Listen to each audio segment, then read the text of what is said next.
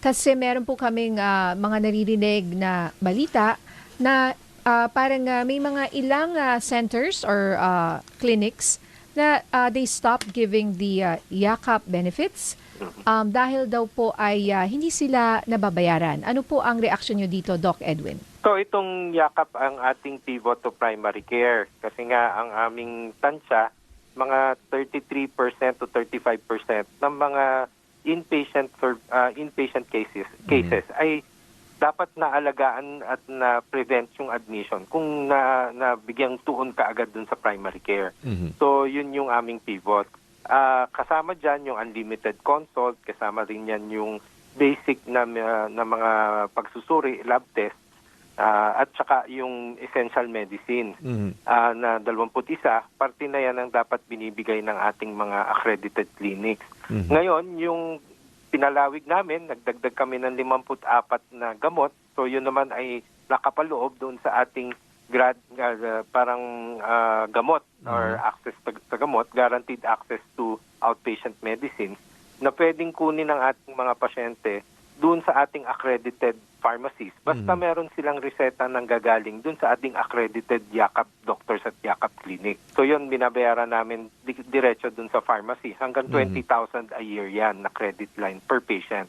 Tapos meron tayong cancer screening, 6 na mga cancer test para sa cancer ng breast, cancer ng liver, ng lungs, at saka ng prostate. At yun naman, ay binabayaran din namin directly dun sa mga accredited hospital.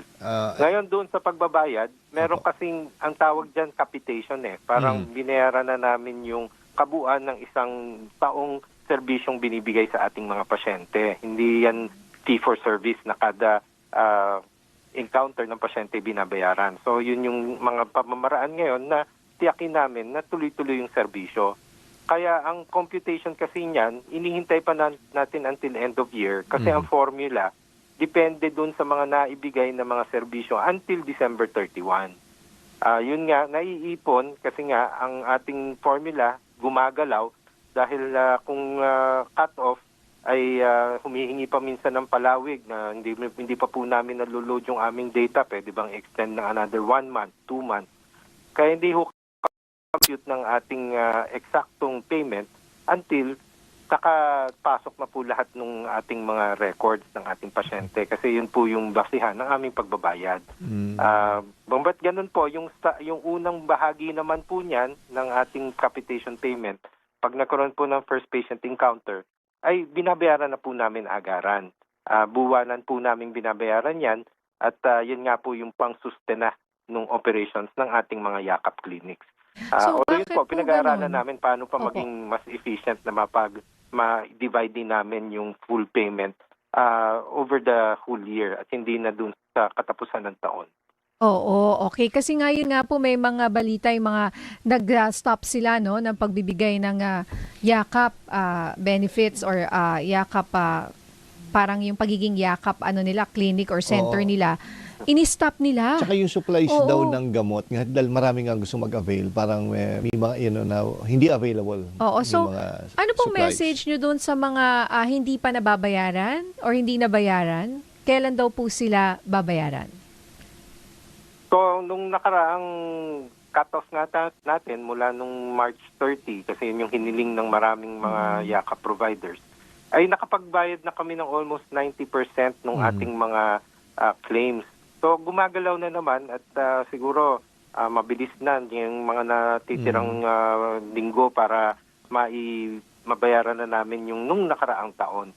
Yun namang moving forward this year ay binabayaran din namin ng prospectively. Kaya nire-require namin para mabilis po yung bayad ang aming sinasuggest. Talagang mag-invest sila dun sa magandang electronic medical record at ang kanilang electronic medical record ay nakakonect na sa internet para every encounter automatic na ifa-file po yung claim sa amin. Kasi pagka naka-offline, natatagalan sila kasi ang problema po, yung mga encoder ng ating mga clinic. Medyo po nagkakaproblema dahil minsan po matagal bago ipasok yung kanilang record. At saka meron din po kaming sistema na ino-audit. So minsan po pag mali po yung entrada ng ating encoders, ay nire-reject din po ng system natin.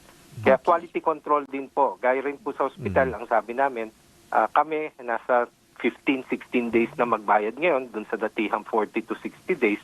Pero hindi namin sakop yung quality nung sinafile na claim ng mga hospital. Dahil Ayun. po, nakadepende dun sa clerks ng mga hospital. Kaya Ayan. tinuturuan din namin po. Ayan. Okay, okay, sige po, Doc Edwin, I'm sure marami na pong nakarinig. Yung mga nagtatanong or yan naman pala yung inyong explanation, i-upgrade rin yung kanilang mga technology sa kanilang mga clinics or and hospitals. But I'm sure you're doing everything naman you can sa PhilHealth, no?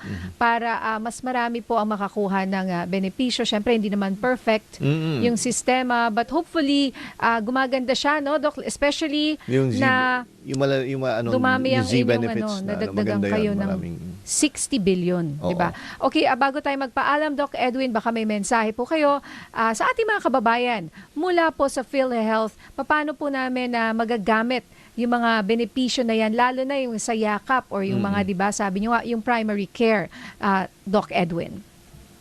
So, iniinganyo po namin at talaga pong ini-encourage yung ating mga miyembro na magpa-rehistro sa yakap. Bagamat tayo pong lahat ay PhilHealth member, dahil yan po ang nakapaloob dun sa ating Universal Healthcare Law, kailangan pa rin po munang kumuha ng PhilHealth ID number kasi po yun yung paraan nating tiyakin yung pagkakakilanlan ng ating mga miyembro. At pagkatapos po noon ay pwede pong pumili kung ano po yung clinic na pinakamalapit at pinakagusto nila. Ito po ay hindi sapilitan. Ito po ay ayon sa gusto ng ating mga miyembro. At ang mga accredited clinics naman po ay nakikita dun sa ating eGov app or pwede pong sumangguni mismo dun sa aming local branch kung tawagin po namin ay Local Health Insurance Office. At dun din po matutulungan sila para pumili po nung kanilang provider. At yun po, pagka nakapili na sila po ay magseset ng schedule at sila po ay gagawan po ng thorough risk assessment ng ating mga doktor. At dun po magmumula yung mga karagdagan pong eksaminasyon, gaya po ng lab test o yung atin pong gamot. So, in-encourage ko pong sumama at mag-in-panel o pumili po ng kanilang provider.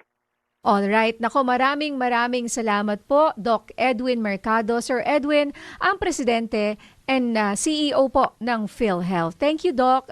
Thank you for being... Salamat, Ninya and Jack. Thank Salamat you. po.